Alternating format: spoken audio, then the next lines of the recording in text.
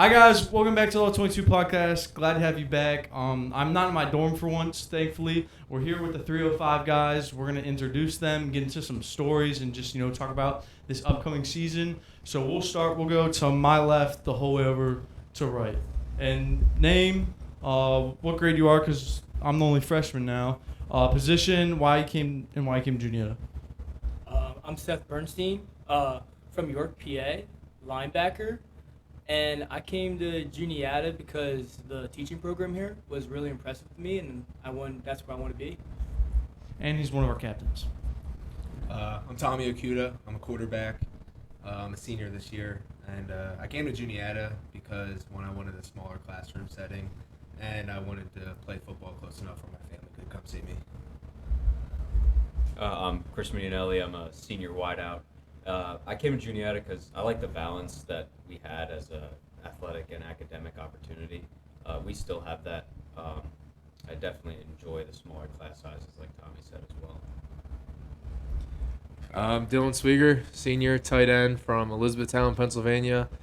I came to Juniata, just really liked the close-knit community, and kind of like what Tommy said, the relationships you get to build with the teachers, not as big classroom settings, which was nice. I'm Hunter Wasick. I'm from Lehigh Valley, Pennsylvania. I'm a super senior. And I didn't originally come to Juniata. I went to Grove City to begin with. But coming to Juniata has been the best decision of my life. And I came here because they have a better biology program, what I was looking for. And I love the coaching staff. I'm Jason Hovis, senior long snapper from Bucks County, Pennsylvania. I came to Juniata. I just loved the feel of it here. It was a place that really felt like home to me, and I loved the interaction with the team. It really felt like a family, and it was a pretty easy choice to make to come here. Yeah, definitely. Thanks, guys. So, lately we've been talking a lot about camp, and camp's been difficult for a lot of us freshmen. I'm sure parts of camp are still difficult for you guys. It's never easy because it's football. If it was easy, everyone would do it. So I just want to say thank you. You guys, you make camp a lot better, a lot easier to get through because you guys really encourage us and are some really good dudes. So what do I want to start with first? Grove City, Saturday, first game of the season, boys. What are some thoughts? Hunter, we'll start with you because you're a Grove City boy. What are some thoughts, some insights, going through your head before this Saturday? We got to smash some teeth in, man. Those guys don't mess around. They don't do much, but they're very disciplined at what they do. They do a few things, but they do them very well, and they know how to do them against all kinds of different looks. So I think the key thing for us is to just match their intensity and match their discipline, and we'll be all right. Yeah, I mean, they're definitely a sound team because they don't do much, but they are a disciplined team, and they are tough.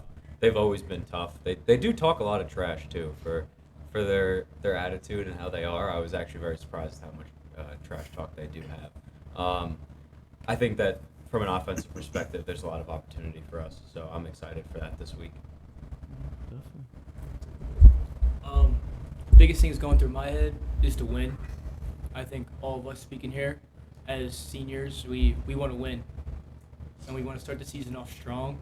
And they're going to be a tough opponent, but we got your class is gonna help us out tremendously the whole entire season, and especially this game up front with our D line. Yeah, so kind of like what Hunter said, they're a very disciplined team. They're pretty base defense, but they execute it really well. From an offense perspective, we definitely have the guys, I feel like, that can get it done. Everyone just needs to execute and make sure that they're doing the right thing. Obviously, you want to talk about special teams? Special teams. I mean, special teams. It's always interesting, kind of scouting from a special teams perspective, because I mean, regardless of what you see, you might scheme things up different, but your job's never really going to change. Regardless of what they line up in, I'm still snapping the ball at the end of the day. But it's you look at different things each week, and each team kind of brings something different to the table to look at, but. It's definitely not as complex for you guys when it comes to scouting, but I'm really looking forward to week one. I think it's going to be the start of a good season for us, and it really is a big tone setter. And the culture around here has been a lot different, and we've been waiting to see success here for a pretty long time, and I think we have a great opportunity Saturday to change that. Yeah, definitely. I mean, I think we're all excited to get after it. We leave Friday. I mean, it's an overnight. It's a long trip. We leave Friday at 12 in the afternoon. So we're all excited, getting ready to roll. I mean, it's happening, boys. Like, my first game of college football it's going to happen, and it's going to be crazy. Kind of transitioning from Friday night lights to Saturday afternoons, like, does the energy change from, like, the crowd to, like, the bands? Because high school football, that's crazy, especially in PA. It is some, like, the whole town gets together. How does that change, from high school to a little D3 school? Like, what are some of the changes there? Yeah, so, I mean, I think anybody can speak. Most people, nothing beats Friday night lights, like in high school. I mean, that's playing under the lights, all your hometown, everybody coming out to watch you play. I mean, nothing's going to beat that. But, I mean, playing in the afternoon on a Saturday, it also has a great energy to it. I mean, again, we're in a pretty small town. We pretty much do fill up the stadium. A lot of people come out to see us. And, I mean, the college atmosphere it's awesome. I mean, knowing that you went from playing on a Friday and now you have the ability to go and continue to play on a Saturday, I mean, it's a feeling in itself. And then, I mean, as a team, you bring the energy and you bring everything to the table, and it's a great atmosphere. College football is less forgiving, though. I'll say on the flip side of that. Yes. High school, sometimes you can get by messing up an assignment just by correcting through your athleticism, but in college, it's a lot less forgiving, and you have to be a lot more technically sound because the guys you're playing against are on the same level. How was Grove's crowd?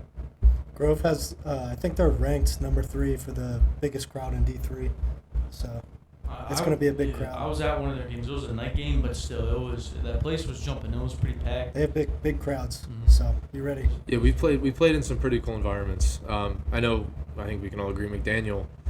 We played at their homecoming game our freshman year, and 10,000 people. It was something like that, 10,000 or something. But it's pretty cool because they have a stadium on one side, and then it's like a bowl, and all their like Greek life and stuff will line up on the grass hills and stuff. And I mean, they like paint players' numbers in the grass. People bring couches out, sit, and it's just a ton of people packing around, and they'll talk to you. It's for sure. Talk a lot of crap to you. A lot of crap. But it's a great environment, and I think anywhere you go, I mean, college football is a great environment in itself. But like Wasik said, it's definitely not as forgiving as high school was.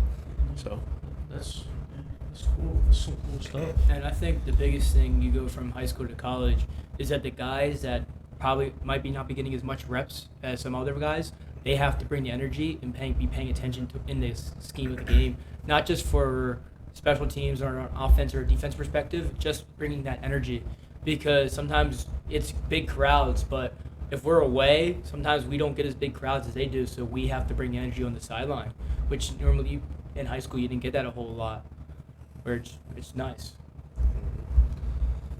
That's some cool stuff. So now I kind of want to transition to some of your guys' stories. I've had a lot of younger guys on, so they haven't known Juniata football as much as you guys. But before that, we have to discuss one very important thing on this podcast. What's the word on GILK, guys? So I've definitely delved into the GILK world. I like it. There we go. Personally, if I'm gonna go GILK, just base GILK, I'll go with the fruit punch. I don't think lemon lime is that good. I also don't think that the orange is that good. Yeah. But I will say we made chocolate GILK Chocolate GILK, that a is couple good. weeks ago, and I think the chocolate GILK with the fruit punch, it's like almost like a chocolate raspberry. So I recommend if anyone wants to get into the GILK world, if you really want to get sweet GILK, go for the chocolate GILK fruit punch. I think I could provide an interesting perspective as someone in the lactose intolerance community. Big supporter of GILK, especially with the likes of almond milk or soy milk. It definitely translates. I'm gonna be honest, I've never had GILK. I know. I haven't There's a either. first It for makes me feel better. I Hey. haven't. There's a first for everything. But Try Gilk at I some see the point. potential. I might have to try it one day. I don't know if I will, but maybe. We'll see. So I have to second that. I haven't tried it yet, but I'm going to have to soon. Ovis, come on. I'm a pretty big Gilk guy. I like it. I agree with Chris. I think the fruit punch is definitely the best. I know some guys say like the orange, kind of get a creamsicle flavor to it, but I'm more fruit punch through and through when it comes to Gilk. I'm an orange Gilk kind of guy. Oh, yeah. Ooh, One of 'em. wow. That's I- cool. You get that orange. It's very pristine. So for you guys, you listeners, viewers, whatever, I made Got Gilk t-shirts. You can buy them. I'll have the link in the description of this podcast and up on my Instagram and stuff. You can buy a Got Gilk t-shirt. It's pretty freaking cool. So You got a promo code? No. I made these shirts as cheap as I could because they're still pretty freaking expensive, and I still only make like $4 off them. But Got Gilk t-shirts are out. I'm gonna get more merch on the way. That's not Got Gilk. But so story time. Any of you guys have any? Where do you want? Any Where do you want? stories? Yeah, how Give far? us, like, a how top- far give, back? give us a template. Because Like we an could area start. to discuss. We Like, have, They could start we with the have new coaches, we have like 4 years. Coach of when stories. Coach Carter started, or you could start There we before go. that. So since us freshmen are going through, just finished up with camp. Any freshman camp stories? So our freshman year, should I? Is it wrong What? to explain what happened at end of our Last day freshman of camp? I mean, it happened. So it was not good. So at the end of our freshman camp, with the old coaching staff, we used to have a tradition where the last day of camp, seniors would bring in beer in the locker room, and it would be distributed throughout the locker room. Keep in mind, the seniors kind of made it seem like the coaches knew about it. And we're okay with it. Yeah. So This is pre-Coach Carter. yeah, this is pre-coach. This doesn't happen anymore. And happened. Guys had some alcohol in the locker room, whatever. We technically got away with it until a freshman cornerback by the name of Peyton F. Lost his pads in the corner of your locker area. Oh, nice. You know how like there's that drop Drops off. off. Oh, So he thought there was something back there. His pads fell there, and I think that was where they kept the Thanks beer for letting me cans. know. I don't want to draw my face Yeah. in there now. Like I think they kept the beer cans back there. No, the No. coach walked in while people Oh. were. So Well, there's a people few were other drinking. people that still had some open containers. in And there. and from there, It was not a good situation. It was a bad scene. It was a bad scene. And any conditioning there? Any muscle Dylan beats? Dylan can explain There's the no muscle punishment because beats. I think you're the only one out of us to actually get Well, punished for it. yeah. So basically, the okay. Yeah, I mean, we got in trouble for it. It was a mistake on a lot of people's parts for letting it happen and stuff. And then basically we just had to hang up posters and stuff in the all like the academic and freshman dorms of basically just don't drink and yeah, be smart and yeah, it was a mistake and I deeply regret it. And I think, well, one, it'll never happen again. It was. Yeah. But as a freshman, having seniors tell you it's okay, yeah, We were so naive, and it was like our first, it was our last day at camp, college, woohoo, and yeah, mistakes were made. So every freshman's eyes were like this. Like you just finished camp, like school's about to start. Everyone's Mistakes were excited. made. You know, it is what it is. It was an old culture thing. We no longer have that. Old There we culture, go. so. gladly we don't have that. There we go. Any other stories pre-Carter? I feel like we have eras here, like pre and post Carter. So our freshman year, there was a kid by the name of Josh Gooch. I mean, we have to. This. yeah. I mean, I'm sorry. Like, I guess It's on name you, drop- man. It is what it is. I mean, you already said the name. I know. So this kid, he was actually pretty talented as a receiver. Like, no joke. I think the kid had talent, but he had some issues, like just on and off the field. And I don't know. He would do some things. He would make some claims at practice or in meetings. He used to, during camp, he used to like leave his phone on so like you could hear his alarm, and he would always get Twitter notifications.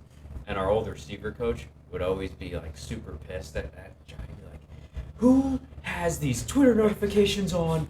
turn your phone off now, and he'd always be charging it, so he'd never go to his phone. I mean, I could, if you guys, I mean, is it wrong to get into it, or? At least Seth lived with them. So man. I lived with him my freshman year. Personally, my freshman year at camp, I almost moved out twice. Left school because of this kid. He would, camp, it's not the easiest. He would stay up till 4 o'clock in the morning every night and just eat bags of chips and crush 12 packs of soda. And it would just keep me up all night. And then he wouldn't wake up either. It's like during camp, During like camp. just absolutely killing his body. Like, Yes. No nutrients, just like it got to the chips and point. soda.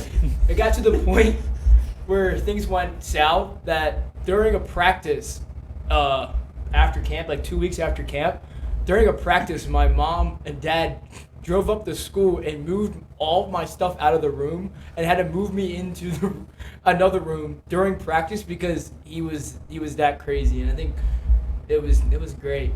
Yeah, he was a character. He was a character. He was a character, to say the least. He actually in our football office he's actually on the wall. Yeah, he's number 16 in that picture against Ursinus. He's in that. He actually had The one right by he Fogley's. had a huge play for us in that game as well on kickoff. He forced a fumble, and I think we were able to recover it. And it did flip momentum for us. So good. He did. Guys ain't the good with the bad. Yeah, he did impact our team at some point positively. So If you want to look at his rap career, Jay Smokey. Jay Smokey is out there. So just to give him a little makeup for kind of trashing him a little bit. He does have a SoundCloud, and some Spotify link. Preach Jay Smokey, up and coming Philadelphia rapper. So Nice. That's good. Any cool post-Carter stories? No. But we could talk about COVID year. you don't want to talk about last year at all. Let's start from the beginning. Okay. So Carter's first year was COVID year. Yes. So we practiced every day with no game in sight. You practice every day. Every day Every with day. no game in sight. Like wearing masks And under masks, our helmets. and masks Yeah. under our Masks helmets. with helmet on But the field. the thing is, originally in each beginning of each semester, they always said there was maybe one game that we could potentially play, but it was always They got our hopes up. maybe. They would get our hopes up, so we would show up every day. We would my God. lift. Just work. We would work as hard as we could to potentially play one game, And we never did. and we We never never did. We never played that game. It was a mess. So if you think camp was hard, imagine Yeah.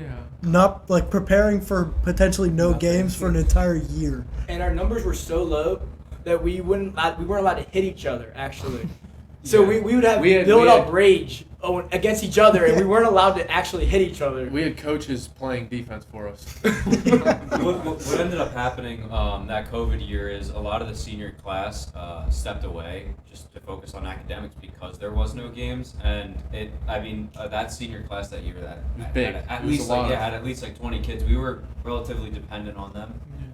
So when they did step away, It was tough. it was tough, but at the end of the day, I do think it was the best thing for our program because it forced the younger guys to really step up and Fresh start. understand. Like this is a new team, new culture. It's on you. It's on us, the small amount of guys that are here, to figure it out. I would also put it this way: you got to meet Coach Doc when my freshman year. I actually never got to meet Coach Doc. He got hired, I think, a day to 2 days before we got sent home. Yeah, I think So Carter we addressed the never- team once. I never even got to Yeah. see him till my sophomore year. We would do whole Zoom calls. Yeah. So I think, if I'm correct here, I was the first player that Doc met in person. Oh, So sorry, I- Doc. So my high school quarterback was looking to transfer schools, and he came here on a visit. And this was during COVID, so me and him one weekend drove up, and Doc, who lives not far from the coach's office, came and met us. And I think he's told me that I was the first player he actually got to meet in person because he got hired, and then COVID happened. Jeez, So you're special. I guess you could say that, but I'd like to let it be known that I actually wasn't a part of the old regime at all. I came in with Carter, so Okay. I was at Grove City for that I first got you. year. Their first year and 2 years for me. So what sets Grove City and Juniata apart? Well, there's definitely the religion aspect at Yes. Grove City. That's kind of blatantly obvious. I'll definitely say campus life is significantly different. At Grove City, it's a lot more distant. People don't really associate with each other as much. I feel like here at Juniata, it's more of like an actual community. People talk to each other. You know, like I can't even list how many people I know on this campus. It's already tenfold more than I ever knew Jeez. at Grove City. So that's definitely the biggest difference is campus life. Is people are a lot more friendly here. People are associated with each other. A lot broader friend groups. Mm-hmm. So Yeah, that's cool. I'm gonna piggyback off that. So when he first came here, so we got this East room. yeah, we should tell the story how we Oh, all yeah. became. We got roommates. this East room. We got time for one more story. All right, Okay, this is okay. it. So we got this East room, and it was the six. There were six of main people, and the one room kept people kept coming and going, and we I don't know, we just couldn't seem to keep people in the room, and then we got an email about Hunter saying that he needs somewhere to live, and we're I like, sent the email. Yeah, that's it was right. from He him. I emailed sent an he email to emailed all all of of us, and I was like, hey guys, I'm on the football team. I'm transferring from Grove City. Like I need somewhere to live, and we're like, all right, we do need an extra person. Might as well be a football player. Now keep in mind, he's coming from Grove City. All of us were like, great, this whole religious freak guy is gonna come in, and he's gonna be all stingy and have no fun. Well, we were completely wrong. He actually, once he got out of his shell with all of us, he was awesome. And I mean, we've been living together now for 3 years, so it's turned into a blessing in disguise. You have to tell him to set up the room. You have to tell him. Oh my god. This is my mom's fault. Yeah. So I mean, after Hunter came into the room, like one of the guys that kind of rotated out was like gonna be my direct roommate, and so like I texted Hunter, and I was like hey man, the other spot in my room's open. Like, do you want to be my direct roommate? And granted, I never met him before, never even talked to him once. Had no idea what it was gonna be like, and he came in during the summer, and moved some of his stuff in. Right, it was like Yeah, your 'cause bed and you could move in early because of COVID. Okay. So I moved in August 15th or something like that. And we didn't have actual move in until the 23rd ish. yeah, and he sent me a couple pictures of what the room looked like, and the first picture I see, the beds were right next to each other, and I was like, I don't even know this guy yet. I'm gonna roll over in my sleep and just be staring right at him face to face. But yeah, we moved it around, and we're all good. But Yeah, but my mom and I, little backstory, we had a huge argument of how to set up the room. It was just me and her literally yelling at each other. I'm like, no, it's not going to be like this, and whatever. Long story short, it is how it is now for the past 3 years. Oh my gosh, that's great. Q's in the room. He's been in the room. He's just sitting silent. You want to switch me so you can be in the camera? And you just talk that way. Give me your name, your position, high school, and what do you think about Juniata, why you came to Juniata, and what do you think about Gilk? Alright, so my name's Quentin Stevens. I'm a sophomore. I play quarterback and defensive back here. I came to Juniata just for the culture that they have. I know Coach Carter at Muhlenberg, they had a winning culture. I wanted to be a part of something special, so I kind of liked what he had for the future of this program, so that's kind of why I came here. And my thoughts on Gilk. A lot of defensive players, they love it, but I've never tried it, so I might have to just to get in with them, So I might have to one day, maybe this week if we win. Hey, don't be scared of talking. Wait, what high school did you go to? Salisbury High School. Better than why I'm missing. Fuck why I'm missing. Okay, on that note, we're spinning the wheel to see who gets up next. Are the coaches on the wheel? Doc and Starks are on the wheel. The thing is, I'd like to do this in the hotel Friday night, but I don't know if they would be willing to do a podcast before a game. But at the Fair same enough. time, I honestly don't think they care. So if we land on them, we'll see what happens. Okay. Spin this shotty. Focus.